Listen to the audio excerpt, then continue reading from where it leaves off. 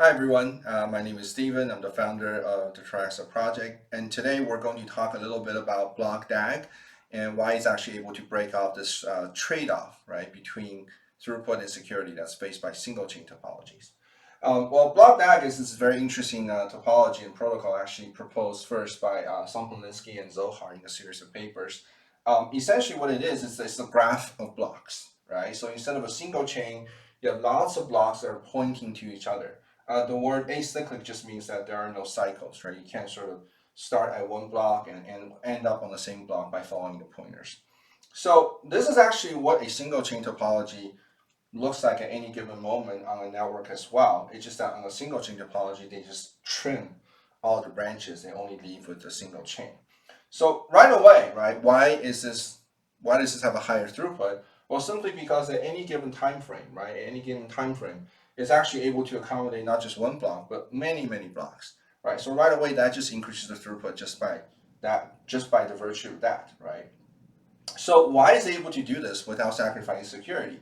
Well, because it's actually relying upon this rule called the ghost rule. It actually relies on a series of weights, calculating how heavy each block is or how quote unquote popular they are, rather than relying on the longest chain rule, which is what blockchain which is what Bitcoin and Ethereum relies upon to reach consensus, right?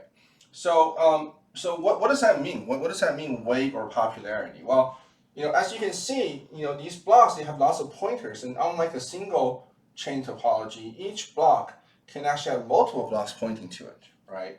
So when we say popularity or weight, we just say, well, how many blocks are actually pointing to this block and how many blocks are pointing to it, right? So for example, 1B, right? Let's just take 1B.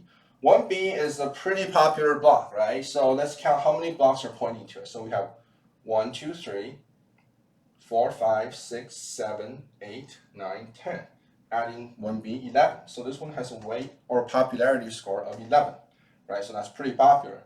What about 1A? Well, 1A has 1, 2, 3, 4, 5, right? Including itself. That has a weight of 5. So 11 versus 5. 1B is way more popular than 1A, okay? So that means 1B and all of 1B's friends that it's pointing to is going to get ordered ahead of 1A.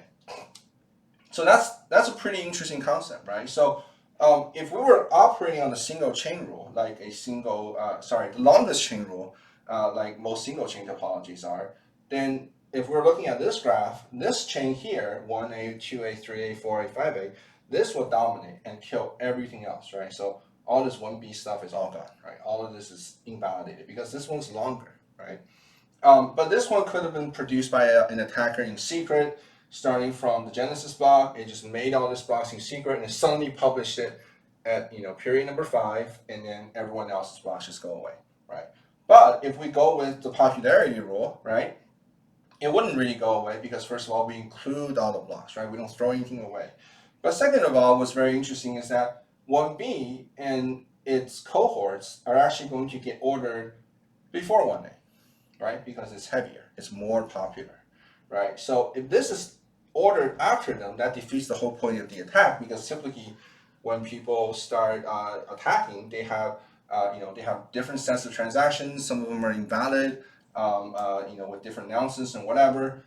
So if this chain, this sub chain, right, actually gets or subgraph gets ordered after this 1B subgraph, then this attack has become nullified, right? It doesn't even make sense anymore because if there's anything conflicting or anything that's trying to override, it gets ordered afterwards, and the stuff in here becomes invalidated, right? So this successfully has defeated this sort of longest chain, secret chain attack because it doesn't use the longest chain. It doesn't rely upon the longest chain rule to actually enforce consensus. It relies on this, the system of weights and popularity. So in the next video, we'll talk in more detail about the concept of ordering, because like you said, ordering is what really, the ordering mechanism is really secures sort of the entire network against attacks, and then how proposers are handled, how we're going to use a system of VDF and BRF instead of the traditional proof of work, which is pretty energy intensive. Thank you very much. Bye.